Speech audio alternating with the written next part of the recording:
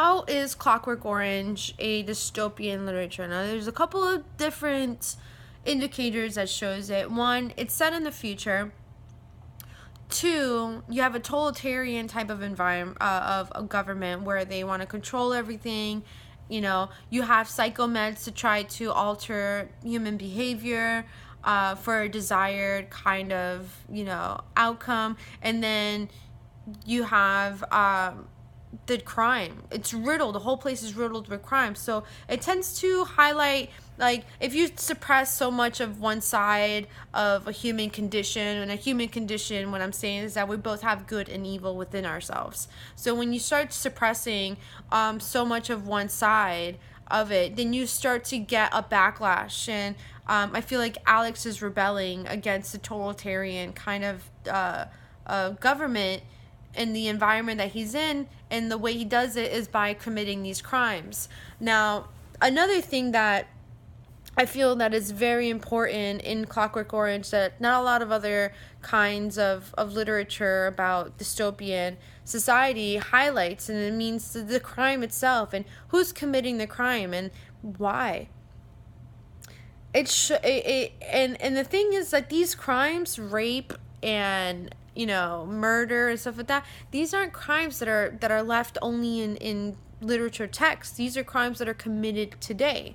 People do in fact murder. People do in fact rape people. And what the difference is with Clockwork Orange is that it gets you into that mindset. It gets you into that reasoning as to why somebody might find these heinous acts a very enjoyable thing to do. That is a huge, I think that's probably the biggest thing that took me, that I really enjoyed about this book, because I hated reading this book. I really did.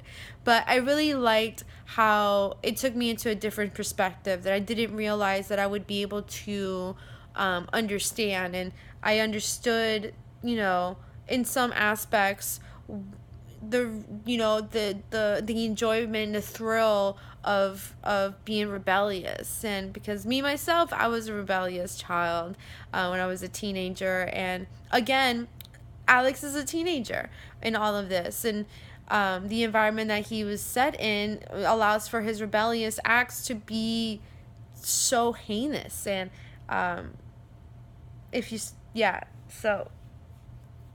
I feel like that's the biggest difference with Clockwork Orange, is that it really does get ugly. It gets really ugly, and it shows the ugliness that comes with crime and the people who commit those crimes. I think this is really important for us to understand this, and kind of just play around with the ideas as to reasonings and outcomes and all that, and all the factors that come into why people commit crimes, because it does happen today. And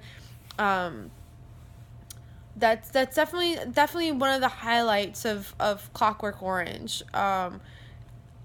compared to the rest of the literary works that we have worked in. I think everybody else kind of likes to be like, hey, it sucks, but it doesn't really show the mind behind the criminals. And this is an awesome way to do it. Let's see what else. Sorry, my nose is really itchy. I feel like I'm getting some kind of allergy. So yes, it is a dystopian literary work because of the themes inside of it. You have a totalitarian government. It's set in the future. It's riddled with crime, so it's not a kind of future I would want to be in. And it's different. It's different because it gives you the eyes and the perception of the people who do commit these crimes. And I think it's pretty awesome that we're able to explore that kind of mindset, and Clockwork Orange allows that